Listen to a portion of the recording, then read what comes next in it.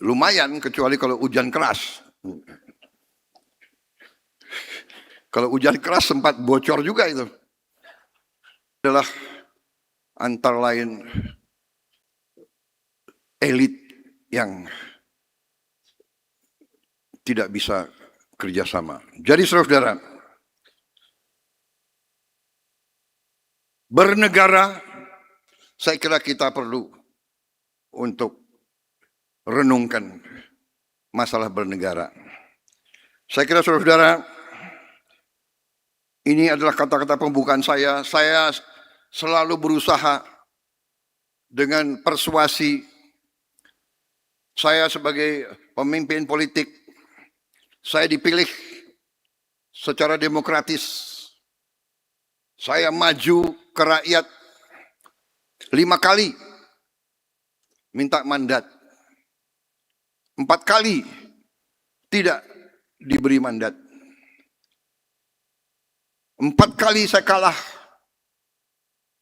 Tapi saya tidak mengganggu pemimpin yang dapat mandat.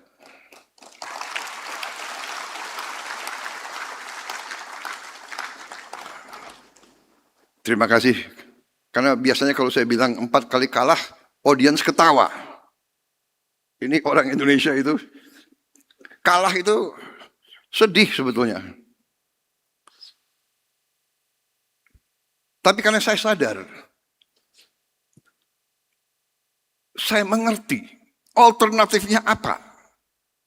Karena kita sudah sepakat, bangsa Indonesia sudah sepakat, kita ingin hidup sebagai negara di mana kedaulatan rakyat yang berkuasa.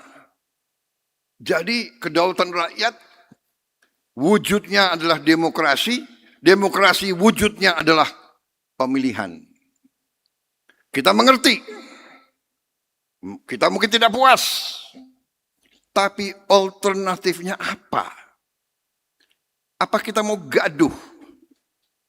Habis tiap pemilihan gaduh, tiap pemilihan gaduh, yang kalah ribut, yang kalah ribut. Kapan kita mau menuju kesejahteraan untuk rakyat kita?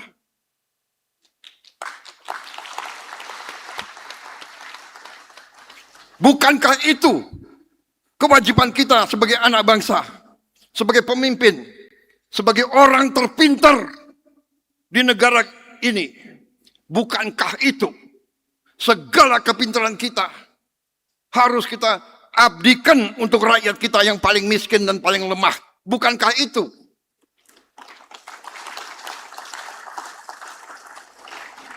Silakan. Kalau ada yang berpendapat lain, hak. Saya katakan kita berbeda. Kalau ada yang berpendapat bahwa gaduh, ribut, bakar-bakar, anarki, kebencian, permusuhan, maki-memaki, itu produktif. Sementara negara lain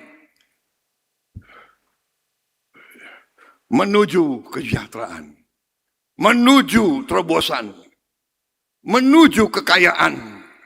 Saudara-saudara, karena itu saya berkali-kali saya datang kepada kampus.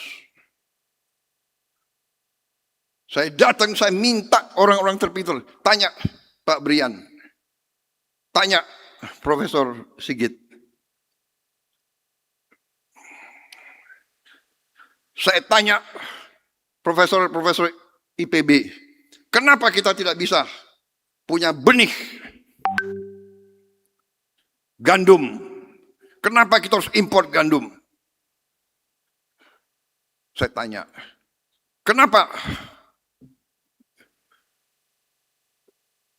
kelapa sawit per hektar di Malaysia produktivitasnya lebih dari kita? Kenapa? Saya selalu minta mereka, kenapa Indonesia setelah 81 tahun tidak bisa bikin mobil buatan sendiri?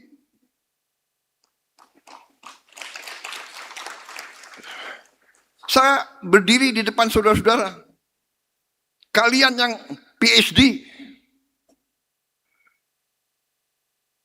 kenapa kita tidak punya?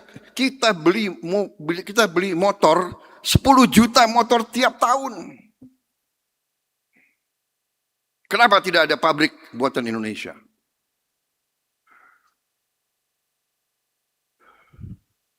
Tapi saya terima kasih kampus. Saya terima kasih kita mulai ke arah punya mobil sendiri. Terima kasih. Saya ada satu kepuasan yang mendalam di hati saya. Waktu saya dilantik, saya pulang dari pelantikan, saya bisa naik mobil buatan Indonesia. Desainnya Indonesia, dibuat di Indonesia, tidak 100%. Dan tidak ada mobil di dunia yang 100% produknya dari satu negara. Tapi kalau 65%, 70% itu sudah boleh kita klaim buatan Indonesia. Risikonya sekarang selama saya jadi presiden, ya harus naik mobil buatan Indonesia. Waktu bulan-bulan pertama ya lumayan, kecuali kalau hujan keras. Kalau hujan keras sempat bocor juga itu. Tapi saya kembalikan, Profesor Sigit, gimana nih mobil presiden bocor? Perbaiki. Tidak apa-apa. Minimal kita mulai. Kita harus berani mulai.